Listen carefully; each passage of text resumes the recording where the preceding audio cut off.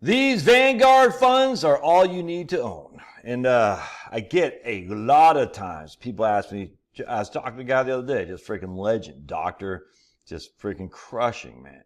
He's like, he's paying a company we won't name. And he says, I don't think they're, let's put it this way. I get a lot of seminar invites and, a lot of stuff, but just, I'm not sure what they're doing for the fees I'm paying. I said, I get it. I hear that all the time. He goes, do I even need to pay these guys? I said, dude, you're a doctor. I'm saying you've accumulated a pretty high net worth. You're obviously not stupid. He's like a very specialized doctor. I said, look, man, I don't know. If you don't feel satisfied, then go your own way. You go your own way. And save I think he's paying like $25,000 a year.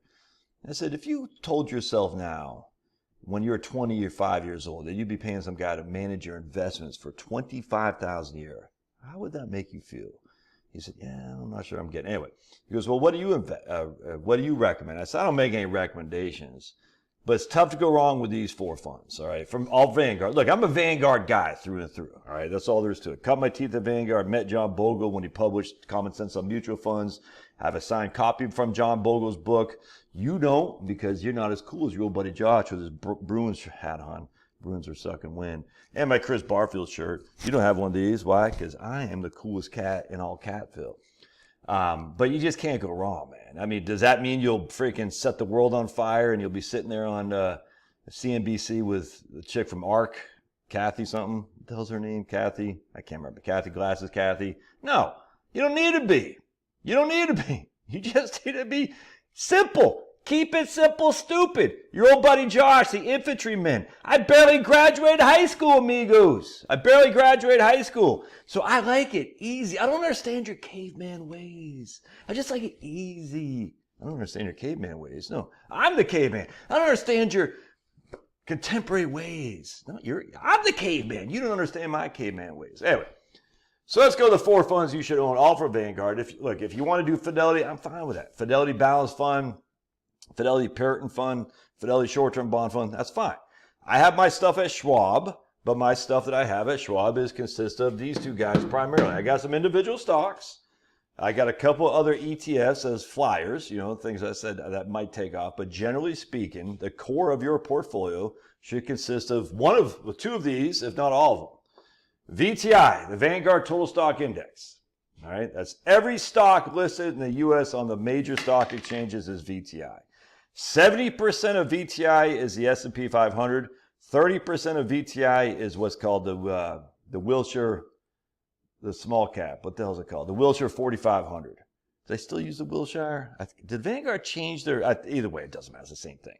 I think they did change their benchmark. I don't think it's it's the Russell 2000 they used to benchmark. Now they don't use the Russell 2000, if memory serves.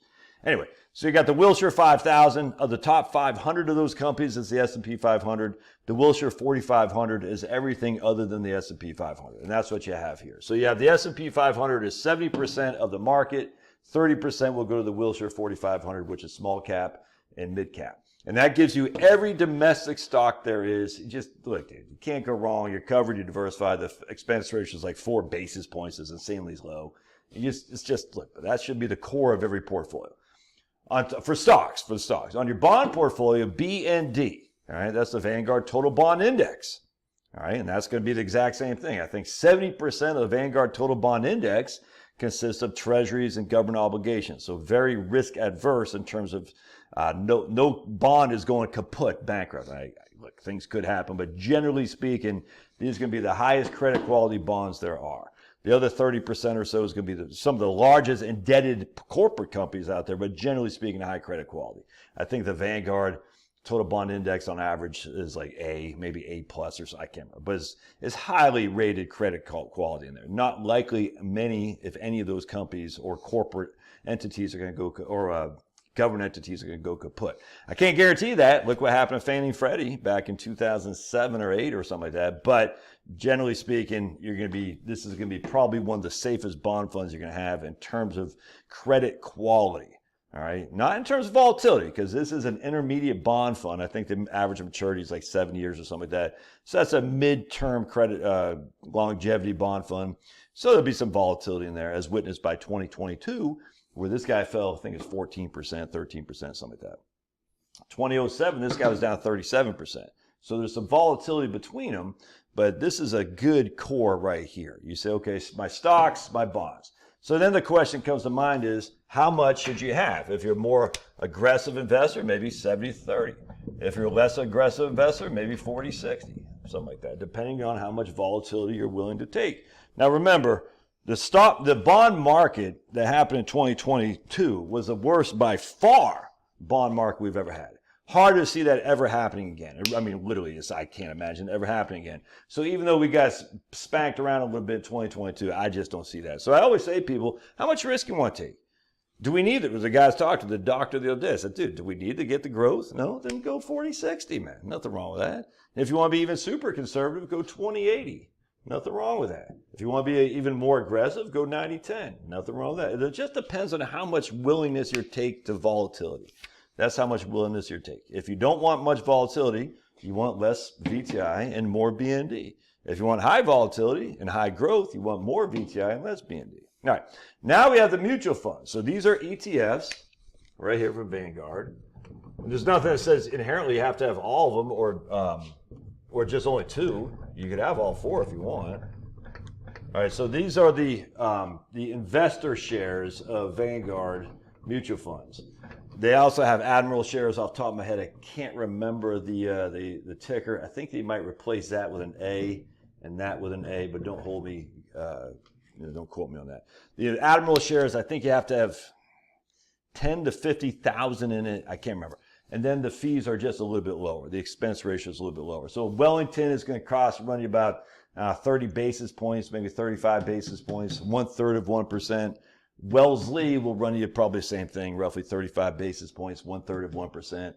I think if you had the Admiral shares, it'd be about 25 basis points each. So it is significant cheaper, a third cheaper. So if you have the $50,000 or $10,000, whatever it is, you definitely want the Admiral shares for sure. But Wellington is going to be 65-35 stocks to bonds. Wellesley will be about 40-60 stocks to bonds. And both are going to be high quality blue chip stocks, dividend paying, generally speaking. That's what you're going to get here. Not a lot of, I don't know if they have like NVIDIA or anything. I just don't know. But you're going to get mostly the big, corporate big chips, ExxonMobil, things of that nature. So you're going to get dividend payers, value oriented stocks in these accounts. And the bond side could be more higher credit quality, higher income. When I say higher credit quality, I don't know if they're going to have any junk bonds. They might have a few, but generally speaking, they're not trying to get bonds that are going to go kaput to get a better yield. They're just not going to. So dividend paying stock funds with a high quality, I don't want to say high quality. I don't want you to be under the impression that high quality means no volatility, because this is high quality and it had volatility as well in 2022. But it is higher credit quality, i.e. no junk bonds necessarily. Now, these are actively managed, so they can do whatever they want according to their charter of the mutual fund. So if they want to buy some junk bonds, they can. If they want to buy NVIDIA or whatever the thing is of the day, they can. Again, I haven't read the charter. I just don't care. But it's tough to go wrong here, too. So you say, all right. So this guy I was talking to, he goes, maybe I'll go 70% here, 30% there. I said, yeah, that's fine. Whatever, man. I mean, whatever you want to do. So 70% here, 30% there. We could easily do that. We times 0.65 by that. We times 0.7 right there. 0.3. So that's going to be 0.12, and that's going to be, what's that, 50, 40, 42. So that's going to be about 54% stocks if you went 70, 30. And 48% bonds. Inherently nothing wrong with that at all. See the last video I just did on the difference between mutual funds and ETFs. If you want to combine ETFs and mutual funds, there's a reason to do that for sure. But in this case, man, that's just all you need. You can't go wrong. But Josh, what about international? I just read a thing. In fact, let me show you what I'm talking about. Just today, or yesterday, as a matter of fact. Hang tight. Hang tight, amigos. Hang tight.